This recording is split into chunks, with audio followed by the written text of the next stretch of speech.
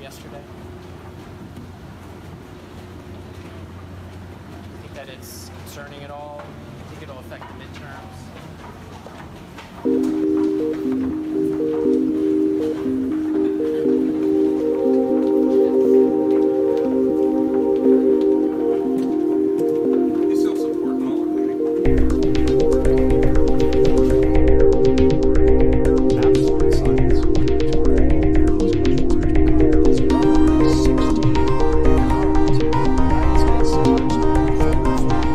And removal from office of the President of the United States and the Senate and today, with the President of the United States accused of 2 felonies by a co-conspirator in those felonies, that Donald Trump is accused of something far worse than what Bill Clinton ever did. And here is the longest serving Republican senator, Orrin Hatch, today. And in terms of the substance of the payments, I mean, this was hush money paid to porn stars. What do you make of that? Well, I'm not very happy about it. I'll put it that way, and should never have happened to begin with. Not very happy about it, little chuckle. He was even more unhappy with President Bill Clinton, who was never accused of committing felonies, quote, for the principal purpose of influencing the election. This isn't about sex. This is about abuse of the office of the president. This is abuse of power. It's about obstruction of justice, trying to stop the investigation or deter the investigation or disrupt the investigation or make it impossible to do the investigation. Those are serious felonies. Those are high crimes. And under the Constitution, those are impeachable offenses.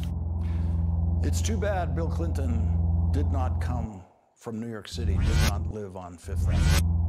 Because in tonight's breaking Orrin Hatch news from the New York Times, Orrin Hatch says, I think most people in this country realize that Donald Trump comes from a different world. He comes from New York City.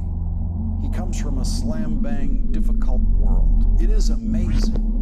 He is as good as he is. If anything, you have to give him plaudits for the way he has run the country as president.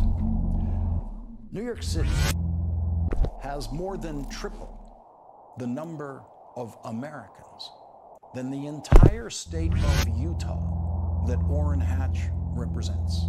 But he believes that those 3 million people in Utah are real Americans.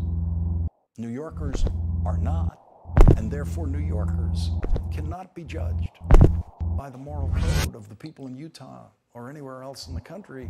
And if a rich Republican from Fifth Avenue in Manhattan becomes president of the United States, well, you gotta give him credit. Could be worse. Joining our discussion now, Mike Murphy, a Republican strategist who has advised both Mitt Romney's and Senator John McCain's presidential campaigns. He's also an MSNBC and NBC News political analyst. And back with us is Ron Klain. And Mike Murphy, you know many of these Republican senators. I know many of them. I used to work with Orrin Hatch in the Senate. I never could have predicted that Orrin Hatch would have come to the position that it's okay if you're from Manhattan. It is not okay if you're from Little Rock. Well, maybe I've been around politics too long, but I'm always reminded of Count Bismarck's quote that the greatest lies in life are told after the hunt, before the marriage, and during the election. In this 80-day period, it's not a real time to look for the kind of moral leadership I'd like to be seeing coming from the Republican Party. Now, that said, I'm depressed enough now to think that if we had an ethically rogue Democratic president now 80 days out of the election, I have a feeling the Republicans would be full of high moral dudgeon about this, and the Democrats would be sounding a lot like Orrin Hatch. It's just our system now where career seems to be important. But look, there's no doubt, after what we now know from Cohen, and my guess is we're going to learn more, the president was involved in directing at least an alleged crime, and presidents can't do that. So we have crossed the line now, and a fuse has been lit that may not pay off till after this election as the parties lock into their positions. But this is like rust, it doesn't I think it is the beginning of a real turn to the demise of the Trump presidency.